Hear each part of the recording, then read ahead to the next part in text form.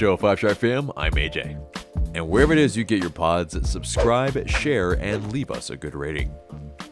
Welcome to another episode of Five Stripe Weekly, and Atlanta United had its first friendly of the 2023 preseason.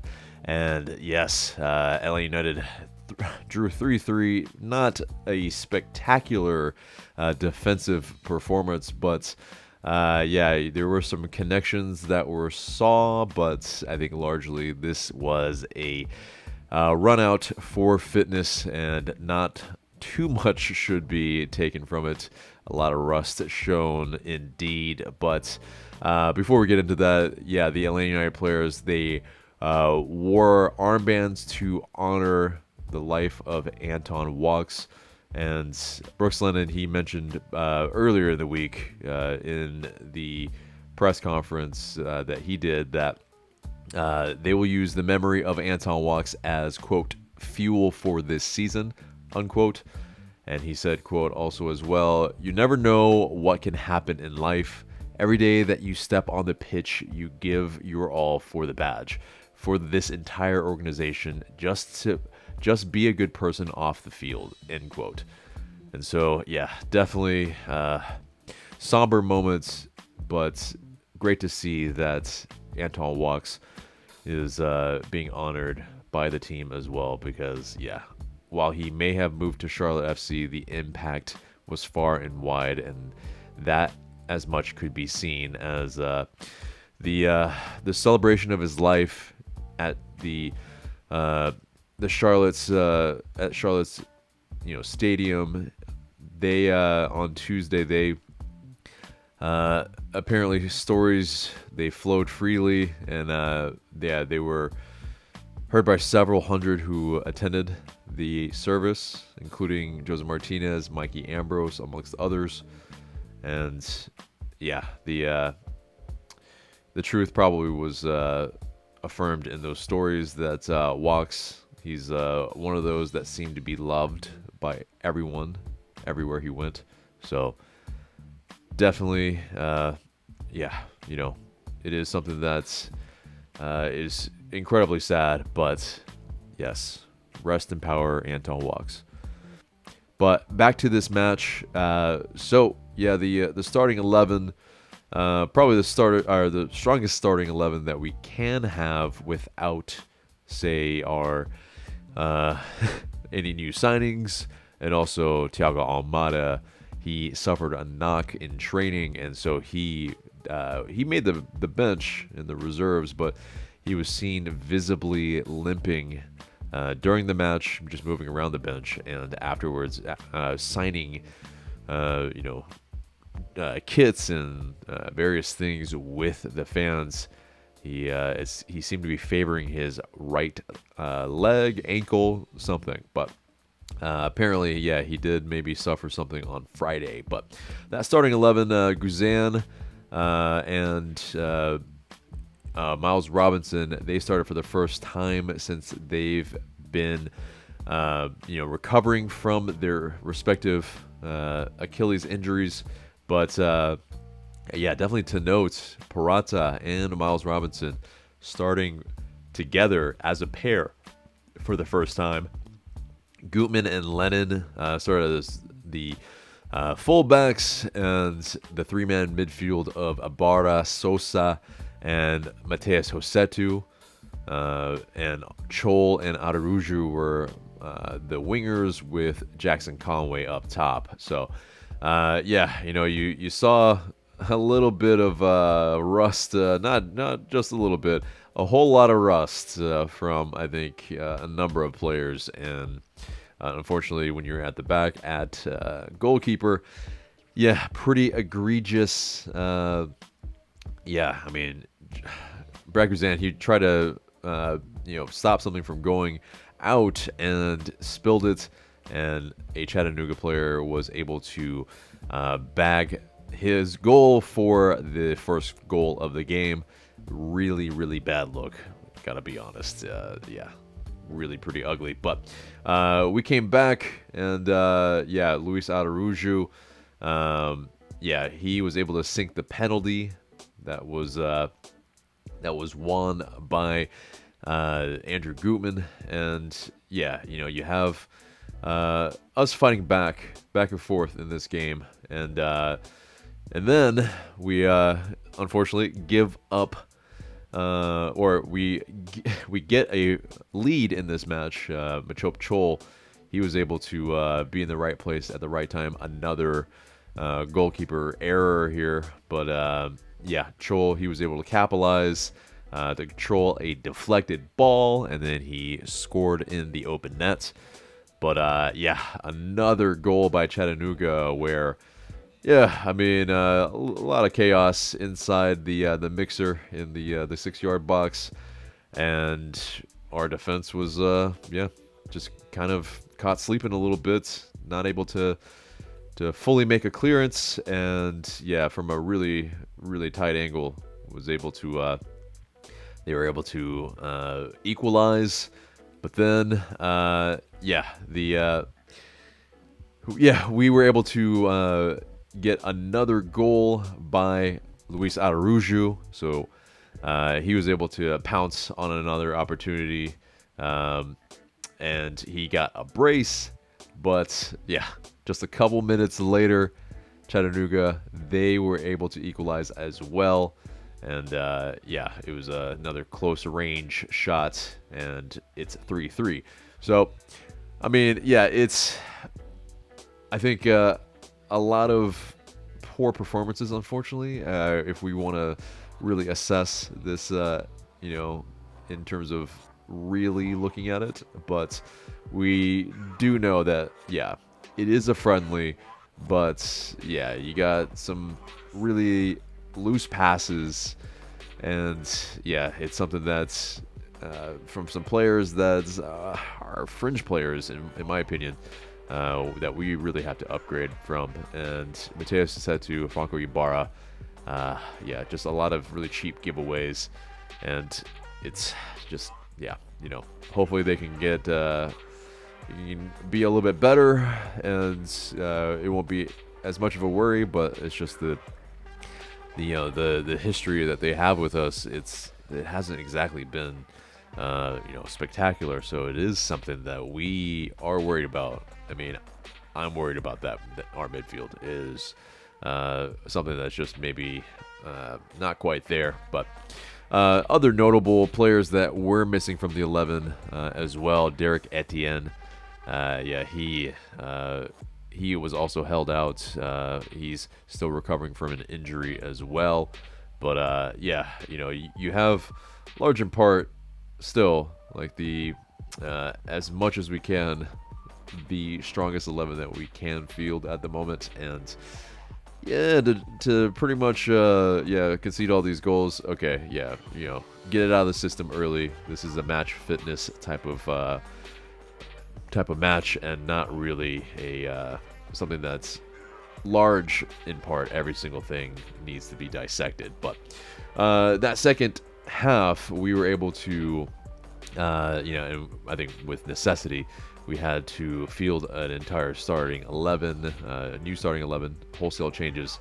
But yes, Quentin Westberg started at goalkeeper, Aidan McFadden started at left back, and Noah Cobb, Tuamasi, Ronald Hernandez was the captain, Alan Carlton, yes, Andrew Carlton's brother, Nick Firmino, David Mahia, Luke Brennan, Tyler Young, and Subatu were rounded out that starting 11. And yeah, I think the kids showed out a little bit defensively, even though Chattanooga also, I think, should be given credit. They pressed well, they gave us a good match, and yeah, they asked questions of our defense.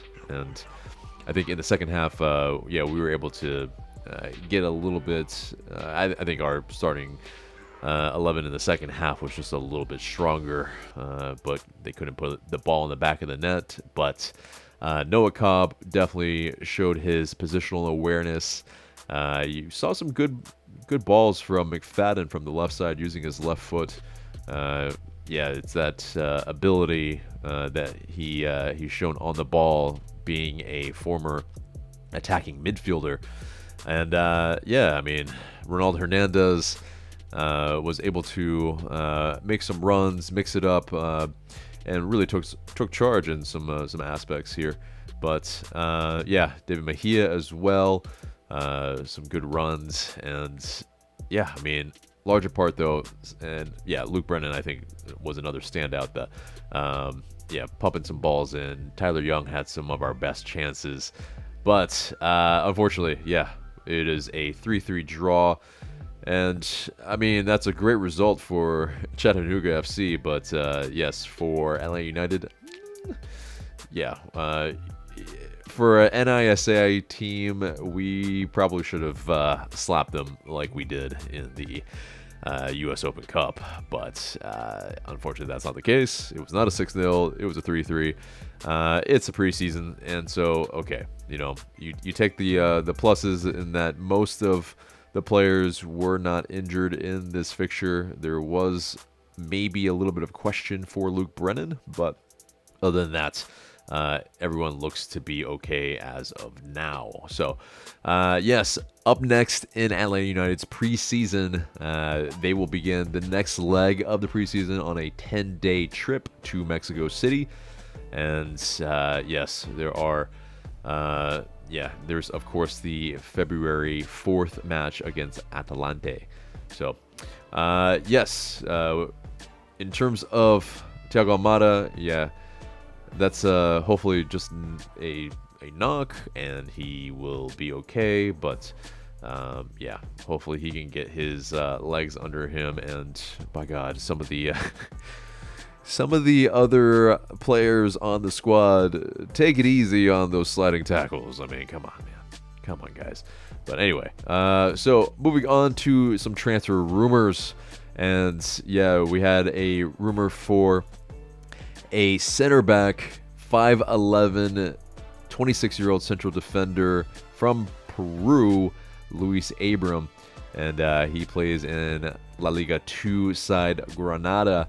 But according to Cesar Luis Merlo, that we were in negotiations to bring him in for about 3 weeks, and yeah, he's a left-sided center back with some tidiness on the ball, but in terms of, you know, the move, it seems that we have reached an agreement with Granada, and yeah, it's for a fee that's close to 300,000 euros, and that there will also be a sell-on percentage, according to Jorge Castillo. So yeah, pretty good deal.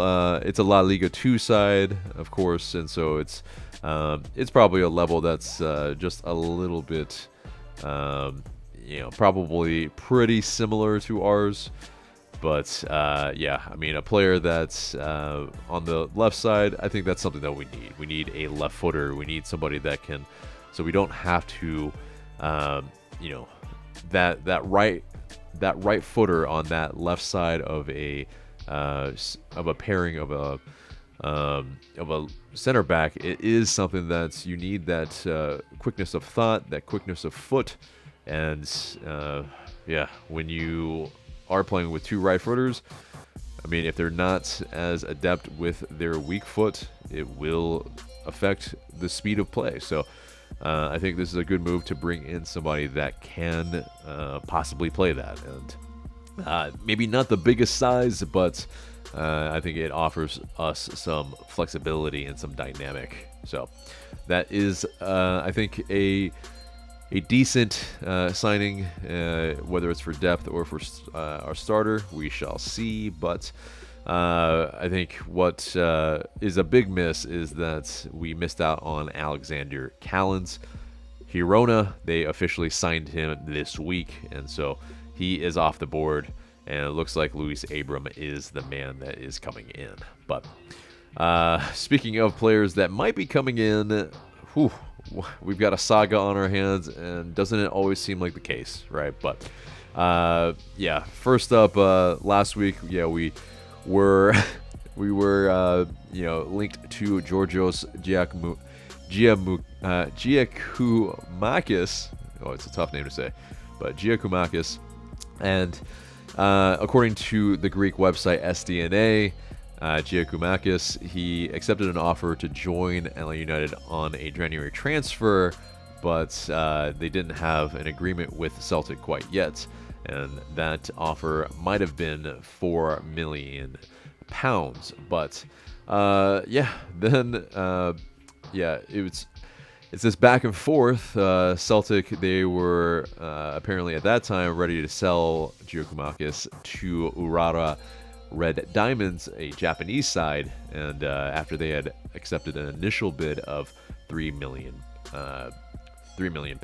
but and that was according to Sky Sports. But Giakoumakis, he apparently kept his options open with LA United also on the scene, so he didn't quite go yet. But the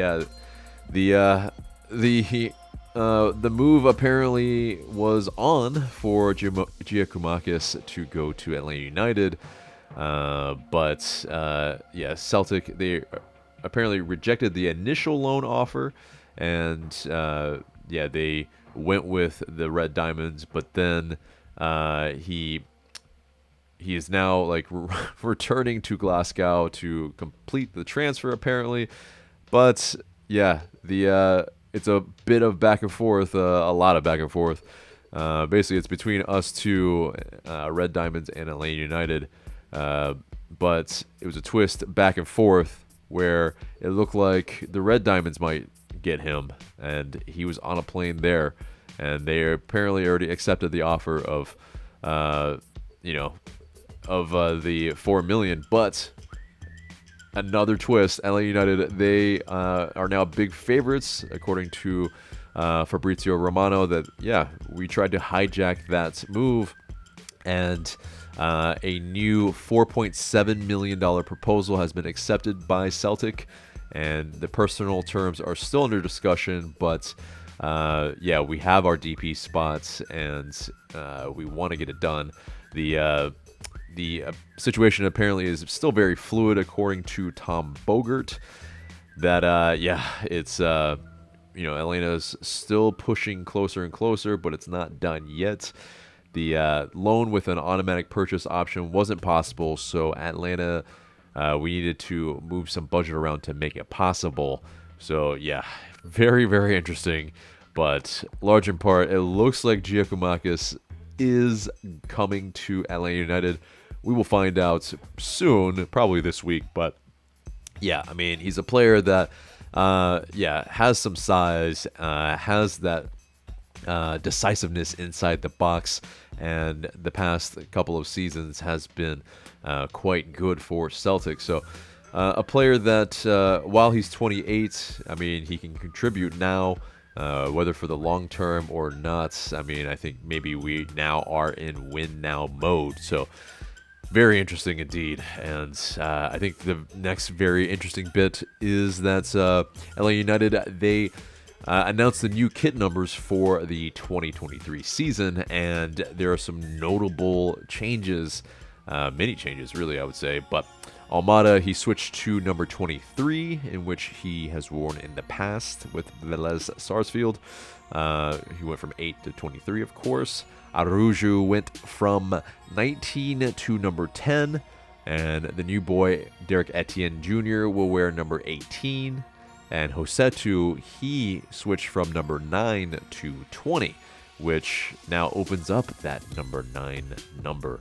So, it will be very interesting. If we do sign a striker, they finally have a number that's fitting for the striker here. So, it has been a little bit cursed, this number for us a little bit. So, hopefully that new number 9 that comes in will be somebody that can wear that number with some pride. But and so moving on from that, onto the U.S. men's national team, a couple of familiar faces.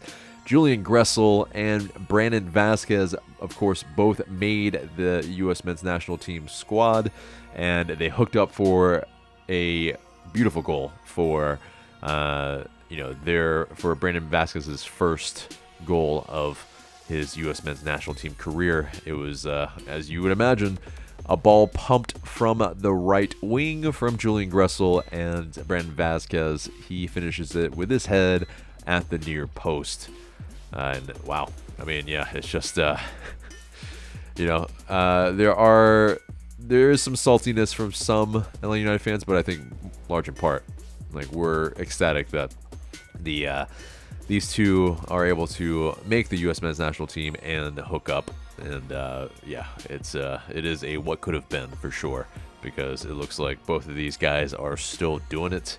Brandon Vasquez, of course, is super young and still growing into himself. So last season, the 18 goals, I believe 8 assists with FC Cincy. He is coming into his own. Julian Gressel, we know his quality in this league. So it is what it is, really. But moving on from that, Paul Tenorio and Sam Stechgall, they reported that Atlanta United interviewed Ernie Stewart for the club's president/CEO position before the World Cup. So very, very fascinating. We were interviewing some people high up in the U.S. men's national team setup. But of course, we went with Garth Lagerwey as our president and CEO, of course. But moving on from that, the United States, they will host the 2024 Copa America, and apparently 6 CONCACAF countries will participate in it. So congrats. We will definitely probably be trying to push for some of those games at the Benz, but we will find out if that will be the case. But and last bit of news is that the reigning MLS Cup champion, Paul Neto, he's looking to add more trophies to his cabinet. This weekend they are playing the LS1 series, and yes, Paulo Neto, our EMLS player, best of luck to him, and hopefully he can bring another trophy to Atlanta United's cabinet. But guys, that's pretty much it. That's more or less the episode, except for the question of the day. And the question of the day is, if it isn't Giakoumakis, what kind of striker do you think this team needs? I mean, do you think we need that target forward? I know some of you guys are really pushing for Olivier Giroud. Or do you need someone that can run in behind a lot more? I mean, do you want someone that can stretch our defenses, or stretch the defenses that we play, or someone that can tower over everybody and power their way into some goals? Let us know. Looking forward to what you have to say in the comments below. But guys, that is the episode there and there. Remember to like, share, comment, subscribe. I've been AJ. Thank you so much for watching.